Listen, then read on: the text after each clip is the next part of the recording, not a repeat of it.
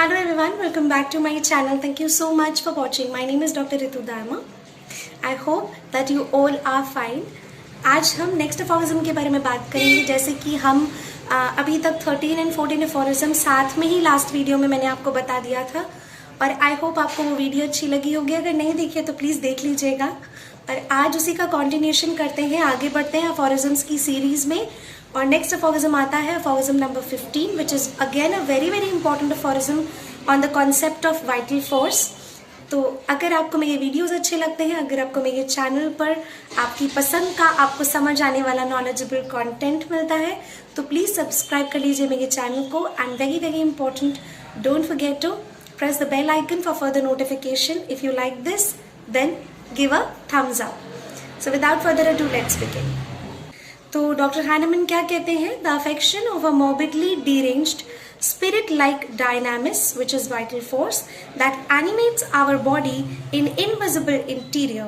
The affection of a vital force, affection of a morbidly deranged vital force मतलब जब morbidly deranged, जब हमारा vital force abnormal हो जाता है, उसके क्या अफेक्शंस होते हैं? ग्रसित हो जाता है, अबनॉर्मल हो जाता है। कौन vital force? Vital force that animates our body, जो हमारी बॉडी को चलाता है। इन द इनविजिबल इंटीरियर, अंदर होता है बॉडी के, इनविजिबल होता है।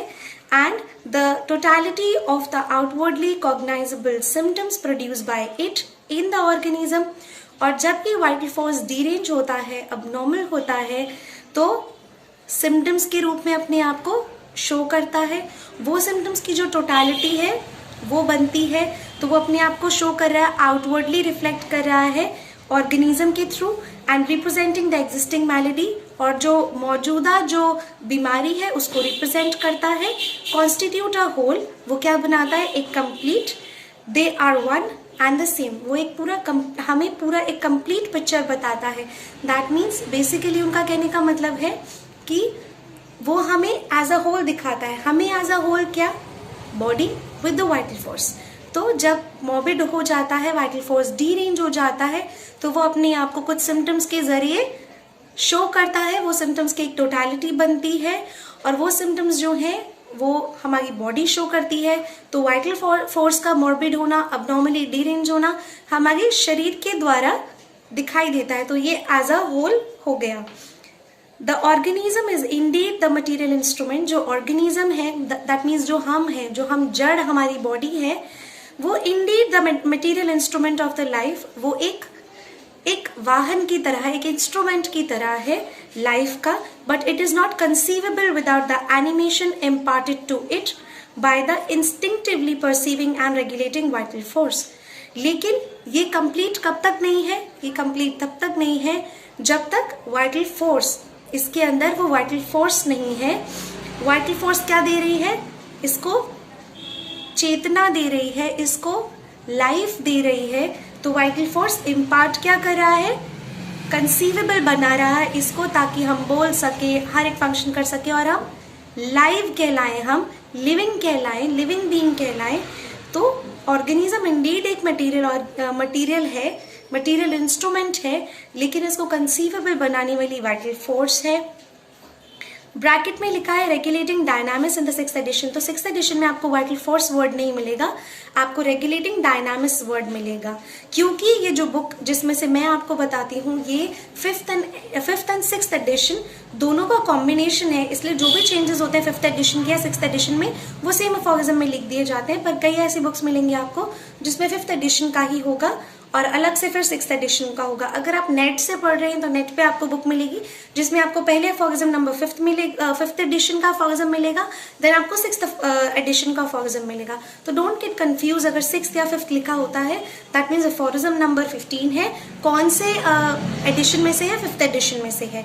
अफोरिज्म नंबर 15 है, 6th एडिशन में से है। तो 6th एडिशन में आपको कहीं भी वाइटल फोर्स वर्ड नहीं मिलेगा, वाइटल प्रिंसिपल या डायनामिक्स या वाइटल एनर्जी के नाम से आपको मिलेगा। Just as the vital force is not conceivable without organism, बिल्कुल जिस तरह से वाइटल फोर्स भी ऑर्गेनिज्म के बिना कंसीवेबल नहीं है, पहचानी नहीं जा सकती, उसकी अपनी कोई पहचान नहीं है। Consequently the two together constitute a unity, दोनों आपस में एक यूनिटी कॉन्स्टिट्यूट करते हैं, बनाते हैं, यूनिटी बनाते हैं, एक यूनिट क्रिएट करते हैं.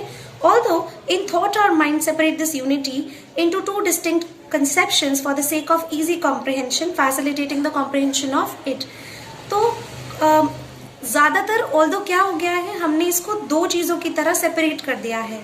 हमने दो चीज़ों की तरह सेपरेट कर दिया, स्पिरिट अलग कर दिया, बॉडी अलग कर दिया, for easy comprehension, easy understanding के लिए. तो हम इसको दो चीज़ों की तरह अलग से पढ़ते हैं कि this is the material body and this is our dynamics. लेकिन एक दूसरे के बिना दोनों ही कंसीवेबल नहीं है, दोनों की कोई पहचान नहीं है. तो दोनों एक दूसरे के साथ एक यूनिटी क्रिएट करते हैं, दोनों की एक साथ ही पहचान है. तो इस फॉर्म में हमने जाना कि what is the importance of a material organism for the vital force and what is the importance of vital force for the material organism, because without the vital force we are nothing, we are dead, and without the material organism vital force is not able to do anything, it will not be able to show itself.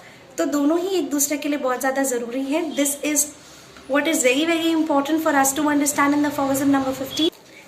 जैसे कि आपके viewers के और जो videos post करते हैं वो एक दूसरे के बिना अधूरे हैं. अगर हम अपनी नॉलेज शेयर करेंगे और आप लोग एक्नॉलेज नहीं करेंगे, आप लोग नहीं सुनेंगे, तो हमारा काम व्यर्थ है. लेकिन अगर आप लोग जो है एक्नॉलेज करते हैं तो हम भी और अच्छे अच्छे वीडियोस पोस्ट कर पाते हैं, अच्छा अच्छा कंटेंट पेश कर पाते हैं और भी मेहनत कर पाते हैं, आपके लिए अच्छे वीडियोस के लिए काम करते हैं. सो आई होप अगर आपको हमारी मेहनत अच्छी लगती है, मेरी मेहनत पसंद आती है, मेरा काम पसंद आता है, तो प्लीज़ सब्सक्राइब कर लीजिएगा मेरे चैनल को, शेयर कीजिएगा अपने फ्रेंड्स के साथ जितना कर सकें. And very very important, do give a big fat Thums up for this video. Stay tuned, homeopathy से जुड़े रहिए. नेक्स्ट वीडियो में लेकर आऊँगी अफॉर्मिज्म नंबर 16 पर एंड मटीरिया पेकेंस का कंसेप्ट, उसमें हम पढ़ेंगे. लास्ट एक वीडियो में मैंने आपसे कहा था कि मटीरिया पेकेंस में मैं आपको बाद में समझाऊंगी, तो नेक्स्ट वीडियो में हम लोग मटीरिया पेकेंस के बारे में समझेंगे एंड अफॉर्मिज्म नंबर 16 के बारे में जानेंगे. So stay tuned, take care, bye bye.